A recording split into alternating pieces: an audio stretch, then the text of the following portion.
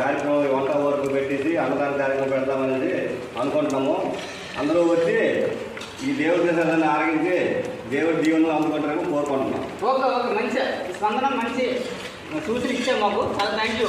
okay, పేరు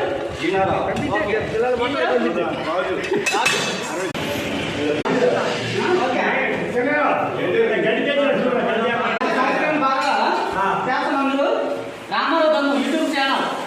okay